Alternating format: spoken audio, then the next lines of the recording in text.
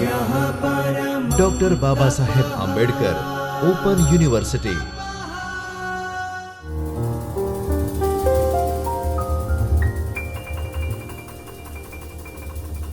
નમસ્કાર વિદ્યાર્થી મિત્રો, ડૉક્ટર બાબા સાહેબ આંબેડકર ઓપન યુનિવર્સિટીના 74મય પરિસરમાં આવેલ ચૈતન્ય સ્ટુડિયોમાં હું કરણસિંહ પરમાર આપ સૌનું હાર્દિક સ્વાગત કરું છું.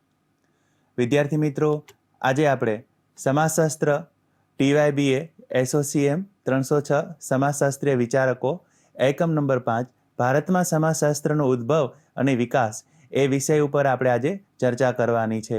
એની અંદર ભારતમાં સમાજશાસ્ત્રનો ઉદ્ભવ અને વિકાસ કઈ રીતે થયો એ વિશે આપણે અગાઉના વર્ગમાં માહિતી મેળવી હતી. હવે પછીના આ વર્ગની અંદર આપણે આજે એમના જે ભારતના સમાજશાસ્ત્રના ઉદ્ભવ વિકાસમાં જે વિદ્વાનોએ ફાળો આપ્યો છે એમાં જોઈએ તો ગોવિંદ સદાશિવ ગુરિએ હોય, રાધાકમલ મુખર્જી હોય, DP મુખર્જી હોય, આ ત્રણ મહાન વિદ્વાનો છે. એના વિશે આપણે આજે માહિતી મેળવવાની છે. એમના જીવન કવન વિશે, એમને લખાણ કાર્યો વિશે, એમને કરેલા ગ્રંથો વિશે, એમને કરેલા અભ્યાસો વિશે આપણે વિસ્તૃત માહિતી આજે મેળવીશું.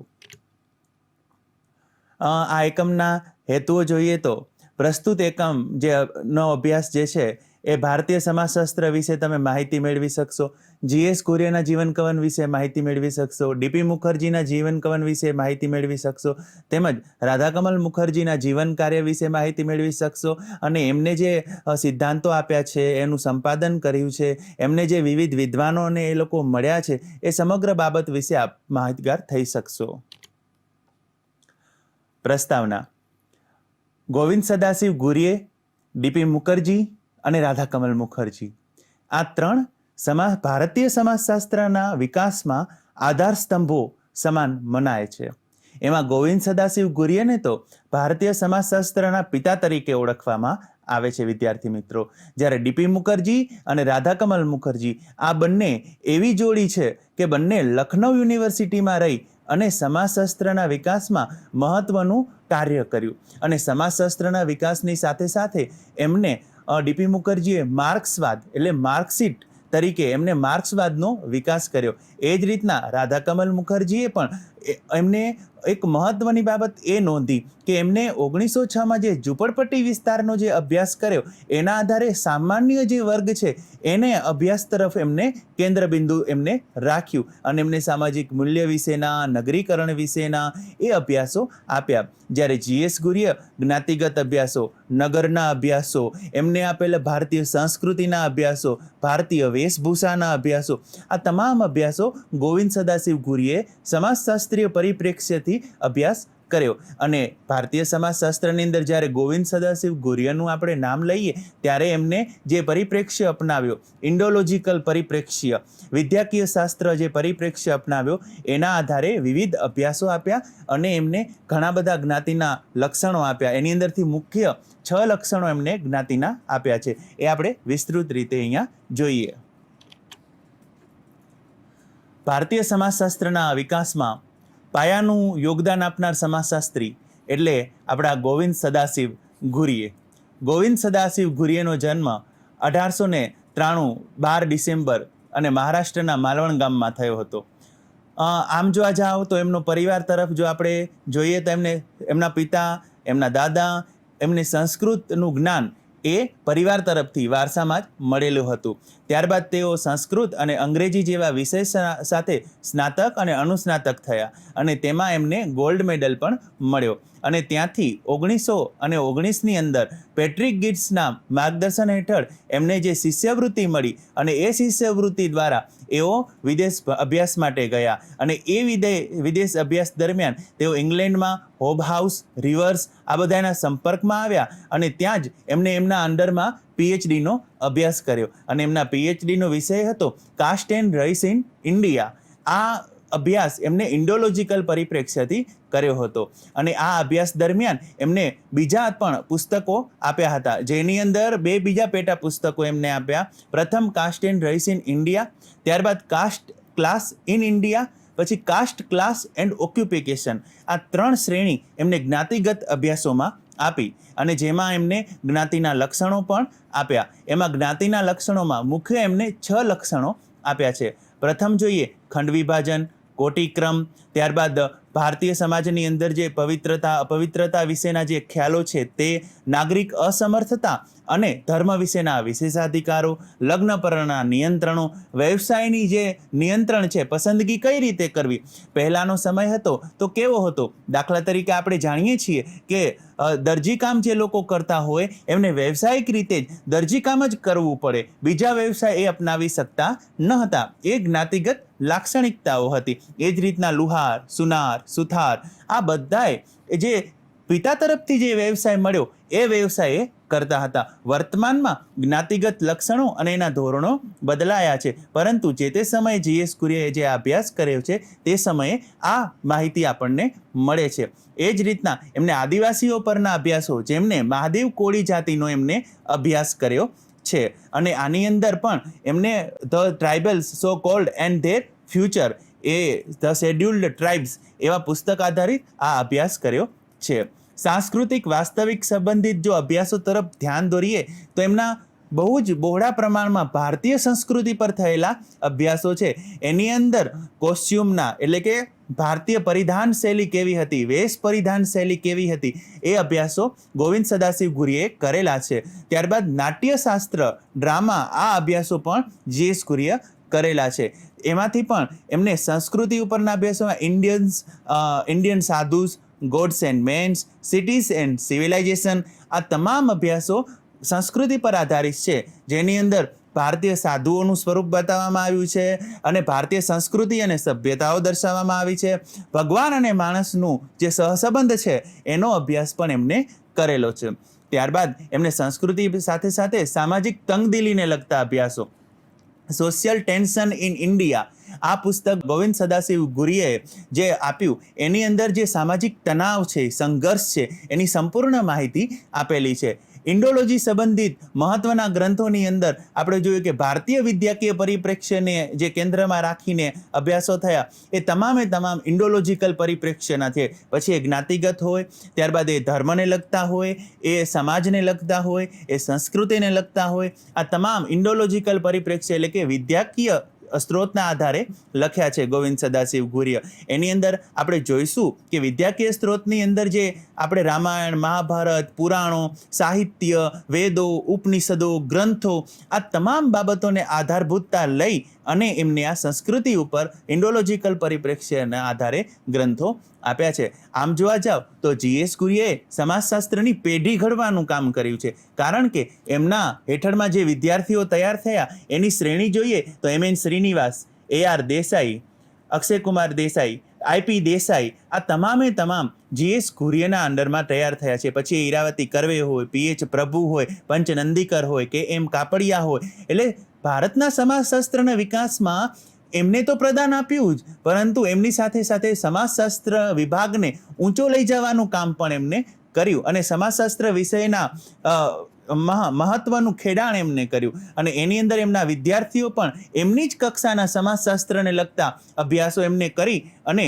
ગુરુ સર્વત્ર પૂજ્યતે અને પુત્રાત શિષ્યાત પરાજ્યતે એ વિધાનને એમને સાર્થક કરી અને સમાજશાસ્ત્રમાં મહત્વનું ખેડાણ કર્યું. અને એમના જ વિદ્યાર્થીઓ એ મહત્વના સમાજશાસ્ત્રી ભારત કક્ષાએ જ નહીં પરંતુ દેશ વિદેશ અને આંતરરાષ્ટ્રીય કક્ષાએ પણ GS કુરિયાની જેમ જ આ બધા વિદ્વાનોએ ખ્યાતિ મેળવી છે. એટલા માટે જ ભારતના સમાજશાસ્ત્રની અંદર જ્યારે વિકાસની અંદર, સમાજશાસ્ત્રમાં યોગદાનની અંદર, લખાણની અંદર, પેઢી ઘડવાની અંદર જો કોઈ પ્રથમ નામ લઈ શકીએ તો એ ગોવિંદ સદાશિવ ગુરીએ છે. એમના મહત્વના પુસ્તકો આપણે આગળ ચર્ચા કરી, પરંતુ caste and race in India, caste and class in India, caste class and occupation, cities and civilization, Indian costume, whither India, Indian sadhus, gods and men આ સિવાય પણ એમને સોશિયલ ટેન્શન ઇન ઇન્ડિયા, પછી એમને હિન્દુ અને મુસ્લિમ વચ્ચેના જે સંબંધો છે એના ઉપરના અભ્યાસો કરેલા છે. ત્યારબાદ એમને મહત્વના જે સંસ્કૃતિ પરના ગ્રંથો છે એમના ઉપર, નગરો ઉપર એમને અઢળક અભ્યાસો કર્યા છે. એમના અંડરમાં 150 જેટલા PhDના વિદ્યાર્થીઓ તૈયાર થયેલા છે. એમાંથી 40 જેટલા જે ગ્રંથો છે નગર સમાજશાસ્ત્રને લગતા અભ્યાસ થયેલા છે. એટલે આમ વિવિધ બાબતોથી કેન્દ્રિત થઈ અને ગોવિંદ સદાશિવ ગુરીએ ભારતીય સમાજશાસ્ત્રની અંદર એના વિકાસની અંદર મહત્વનો ફાળો આપ્યો છે. ત્યારબાદ વિદ્યાર્થી મિત્રો આપણે જોઈએ રાધા કમલ મુખર્જી એટલે કે આર.કે. મુખર્જી. આર.કે. મુખર્જીનો જન્મ 7 ડિસેમ્બર 1889માં નાના નગર બહેરામપુરની અંદર થયો હતો. શિક્ષણ અને સાહિત્યનો માહોલ એમને ઘરથી જ મળેલો હતો, કારણ કે એમના પિતા એમની ઘરે સાહિત્ય, કાયદો, ઇતિહાસ, સંસ્કૃત એને લગતા પુસ્તકો રાખતા હતા. તો એ પુસ્તકોના આધારે જ રાધાકમલ મુખર્જીની અંદર જે બૌદ્ધિક મૂળિયા છે એ નાનપણથી જોવા મળ્યા છે. રાધાકમલ મુખર્જીને આપણે જો કહેવું હોય તો રાધાકમલ મુખર્જી એટલે કે વિદ્વત્તાથી ભરપૂર અને સામાજિક મૂલ્યની અંદર જેમનો જે અભ્યાસ રહ્યો, સોશિયલ વેલ્યુઝ એ મહત્વનું પ્રદાન એમનું રહ્યું છે. રાધાકમલ મુખર્જીનો સમયગાળો 1889 થી 1968 છે, પરંતુ તે સમયગાળાની અંદર એમને સામાજિક પર્યાવરણ, નગર, ઝૂંપડપટ્ટી વિસ્તાર આ તમામ બાબતોના અભ્યાસ કર્યા છે. અને લખનઉ યુનિવર્સિટીની અંદર સમાજશાસ્ત્ર અને અર્થશાસ્ત્ર અને સમાજશાસ્ત્ર આ બંને વિષયોનું ખેડાણમાં કાર્ય કર્યું છે. 1921ની અંદર તેઓ સમાજશાસ્ત્રના એક લખનઉ યુનિવર્સિટીના વડા તરીકે જોડાયા, પરંતુ એ દરમિયાન જ એમને વિવિધ અભ્યાસો તો કર્યા, સાથે સાથે વિવિધ સંસ્થાઓ સાથે પણ એ સંકળાયા અને એમને પર્યાવરણ, ફૂડ, અન્ન, આરોગ્ય આ તમામ બાબતો ઉપર ધ્યાન કેન્દ્રિત કરી અને અભ્યાસ કર્યો છે. અને 1906ની અંદર કલકત્તા ઝૂંપડપટ્ટીનો જે અભ્યાસ છે એ એમના જીવનનો ટર્નિંગ પોઈન્ટ છે, કારણ કે આ દરમિયાન જ રાધાકમલ મુખર્જી છે એ સમાજ સાથે વધુ નિસ્બત થતા થયા અને ગંદા વસવાટો જ્યાં હતા, ઝૂંપડપટ્ટી વિસ્તાર જ્યાં હતો ત્યાં જઈ અને સમાજને શિક્ષણ આપવાનું કાર્ય કરતા હતા. અને એના આધારે આ રાધાકમલ મુખર્જી અર્થશાસ્ત્રમાંથી સમાજશાસ્ત્ર તરફ ખેડાણ કરવાનું કાર્ય કર્યું. રાધાકમલ મુખર્જીના અભ્યાસોમાં સામાજિક પર્યાવરણ શાસ્ત્રને નોંધતા રાધાકમલ મુખર્જી કહે છે કે પુનઃસ્થાપન અને વિસ્થાપન જેવી રીતના પર્યાવરણની કોઈ પણ ઘટનાઓ હોય કે કોઈ પણ માનવ સમૂહ છે એને જ્યારે આપણે એક જગ્યા ઉપરથી ખસેડી અને બીજી જગ્યા ઉપર એને જ્યારે સ્થાપીએ છીએ ને ત્યારે એનો સમાજ, એની સંસ્કૃતિ, એના માનવ મૂલ્યો એ તમામ એ વિખેરાઈ જાય છે. અને વિખેરાઈ જાય છે એટલું જ નહીં, પરંતુ એ વિસ્થાપન દરમિયાન એ જળવાતા પણ નથી, કારણ કે એનું વિસ્થાપન દરમિયાન સમાજની પર્યાવરણને તો નુકસાન થયું, પણ જો સમાજનું પર્યાવરણ કઈ રીતે ખોરવાયું એ આ ઉદાહરણ દ્વારા રાધાકમલ મુખર્જી સમજાવે છે. મૂલ્યનો સિદ્ધાંત, social dynamics of moral values આ પુસ્તકની અંદર એમને મૂલ્યની બાબતની અંદર વ્યક્તિ, સમાજ, ટ્રિનિટી આવા તમામ બાબતોને ઉદાહરણ સહિત એમને સમજાવવાનો પ્રયત્ન કર્યો છે. અને મૂલ્ય એટલે શું? વેલ્યુ. એ મૂલ્યની અંદર એ તથ્ય, સમાજ, સંસ્કૃતિ આ તમામ મૂલ્યોની અંદર જે તથ્ય રહેલું છે, જે વાસ્તવિકતા રહેલી છે, જે વસ્તુલક્ષી બાબત રહેલી છે એને તપાસવાનું કામ એ રાધાકમલ મુખર્જીએ કર્યું છે. નગરની સામાજિક સમસ્યા પરત્વેનો એમનો અભિગમ કેવો છે? તો એને નિવારણ કરવાનો. આપણે શરૂઆતમાં જોયું કે 1906માં એમને કલકત્તા ઝૂંપડપટ્ટીનો જે અભ્યાસ કર્યો ને એના આધારે એઓ આ તરફ વળ્યા, સમાજના અભ્યાસ તરફ એ વળ્યા અને નગરના અભ્યાસ દરમિયાન જ એનું નિવારણ કઈ રીતે લાવી શકાય, ગંદા વસવાટો છે તો એના ઉપાયો એમને આપ્યા છે. એ જ રીતના જ્યારે સમાજનું પર્યાવરણ જ્યારે ખોરવાય તો એના ઉપાયો પણ એમને આ નગરની સામાજિક સમસ્યાઓમાં આપ્યા છે. જ્યારે ભારતીય સભ્યતા અને સંસ્કૃતિની વાત જ્યારે કરે છે રાધાકમલ મુખર્જી, ત્યારે કહે છે કે ભારતીય સભ્યતા અને સંસ્કૃતિ એ જૂની છે, પરંતુ એને જાળવવા માટે નહીં, પણ પરિવર્તન આવી રહ્યું છે તો એ આપોઆપ જળવાઈ જશે, પરંતુ એના મૂલ્યો એ યથાતથ રહેવા જોઈએ. એ ભારતીય સભ્યતા અને સંસ્કૃતિની અંદર રાધાકમલ મુખર્જી જણાવે છે. એમના મહત્વના પુસ્તકો જોઈએ તો regional balance of man 1938, Indian working class 1945, social structure of values 1949, philosophy of social science 1960, flowering of Indian art 1964. લગભગ ભારતીય સંસ્કૃતિના જેટલા પણ તત્વો છે એની અંદર આ રાધાકમલ મુખર્જીએ મહત્વનું કામ કર્યું છે. એમાં મૂલ્ય હોય, સંસ્કૃતિ હોય અને નવી બાબત જે લઈને આવ્યા છે એની અંદર સામાજિક પર્યાવરણ શાસ્ત્ર હોય, નગરને લગતા અભ્યાસો હોય, એની નિવારણની જે બાબતો હોય એ તમામ અભ્યાસો એ રાધાકમલ મુખર્જીએ કર્યા છે અને સમાજશાસ્ત્રની અંદર મહત્વનું પ્રદાન આપ્યું છે. ડીપી મુખર્જી, ધ્રુજીટી પ્રસાદ મુખર્જી, ડીપી તરીકે જે ઓળખાય, ધ્રુવજીટી પ્રસાદ મુખર્જી, આમને પણ લખનઉ યુનિવર્સિટીની અંદર રહી અને મહત્વનું પ્રદાન આપ્યું છે. સમાજશાસ્ત્ર વિષયની અંદર આપણે મુંબઈની અંદર જોઈએ તો GS ઘુરિય થુથી નામના વિદ્વાન, એમને મહત્વનું પ્રદાન આપ્યું સમાજશાસ્ત્રના વિકાસની અંદર. પેટ્રિક ગિટ્સ તો ખરા જ ખરા, પરંતુ આ બંને વિદ્વાનોનું મહત્વનું પ્રદાન રહ્યું છે.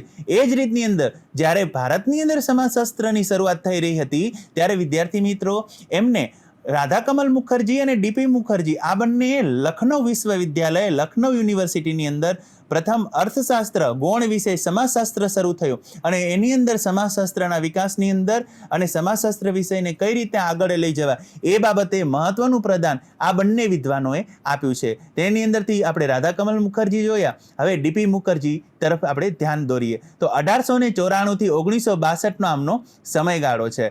DP તરીકે જાણીતા થયેલા DP મુખર્જીનો જન્મ બંગાળની અંદર મધ્યમ વર્ગીય બ્રાહ્મણ કુટુંબની અંદર થયો હતો અને તે સમયનું જે એમનું બંગાળી સાહિત્યનું વાંચન હતું એમાં એમને નવજાગૃતિના મૂળિયા જોવા મળ્યા હતા અને એવો જ વિચાર એમનામાં પ્રવેશ્યો હતો.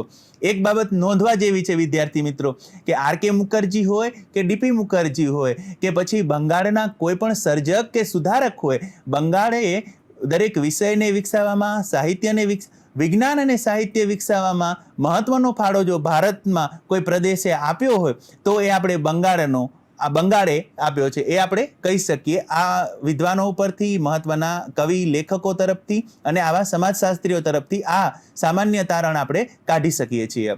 1922માં તેઓ લખનઉ યુનિવર્સિટીની અંદર સમાજશાસ્ત્રના વ્યાખ્યાતા તરીકે જોડાયા અને 1954ની અંદર જ સમાજશાસ્ત્રના પ્રોફેસર અને અધ્યક્ષ તરીકે તેઓ નિવૃત્ત પણ થયા. આ રાધાકમલ મુખર્જીની જેમ DP મુખર્જીએ પણ આધુનિકીકરણ, પરંપરાગત, એ દ્વંદ્વવાદ આ બાબતો ઉપર એમને અભ્યાસ કર્યો છે. DP મુખર્જીનું આપણે જો જોઈએ તો એમના મહત્વના કેન્દ્રવર્તિત વિચારોમાં પરંપરા અને આધુનિકતા વચ્ચેનો દ્વંદ્વ એ કહે છે. આમ DP મુખર્જીને માર્ક્સિસ્ટ તરીકે ઓળખવામાં આવે છે, માર્ક્સવાદી અભિગમ એમને અપનાવ્યો છે. એ કહે છે કે પરંપરા અને આધુનિકતા વચ્ચેનો દ્વંદ્વ એ છે કે પશ્ચિમી સમાજની જે સંસ્કૃતિ પ્રવેશી રહી છે એની અંદર આપણે જે બદલાતા ગ્રામીણ જીવન, પરંપરાઓ એ બધું બદલાઈ રહ્યું છે. એના કારણે થઈ અને આ સમાજ અને આધુનિકતા વચ્ચે દ્વંદ્વ પ્રવેશ્યો. નવો મધ્યમ વર્ગ જે પ્રવેશ્યો એની અંદર આપણે જોઈ શકીએ છીએ કે વ્યવસાયની બાબત જ્યારે બહાર નીકળે છે ત્યારે ગણોતિયા વર્ગ, મજૂર વર્ગ, આવા બધો વર્ગ એના વિશે એમને નવા મધ્યમ વર્ગની અંદર વાત કરી છે. ત્યારબાદ એના બેઝિક કોન્સેપ્ટ ઇન સોશિયોલોજી 1932માં એમના મહત્વનું લખાણ છે. Personality and social sciences 1924, modern Indian culture 1942, problem of Indian youth 1942, diversity એ એમનું મહત્વનું પુસ્તક છે. 1958માં એમને લખ્યું છે કે એની અંદર જે પરંપરા અને આધુનિકતા વચ્ચેનો જે દ્વંદ્વ છે એ પણ દર્શાવવામાં આવ્યો છે અને એની અંદર તથ્ય, વાસ્તવલક્ષી બાબતો મહત્વની રીતે એમને નોંધી છે.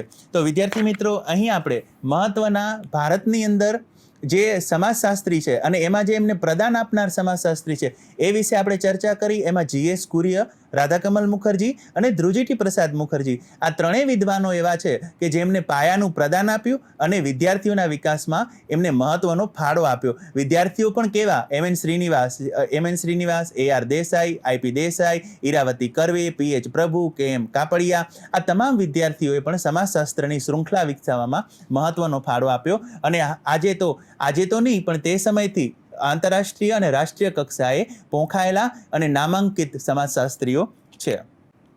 સ્વાધ્યાય માટે કેટલાક પ્રશ્નો. GS ઘુરિયનું જીવન કવન હોય, એમને આપેલા સિદ્ધાંતો હોય, રાધાકમલ મુખર્જીનું જીવન કવન, એમને આપેલા મૂલ્યનો સિદ્ધાંત હોય, DP મુખર્જીનું જે સમગ્રલક્ષી જે સમજૂતી છે એવા પ્રશ્નો વિશે તમે અભ્યાસ કરી શકો છો.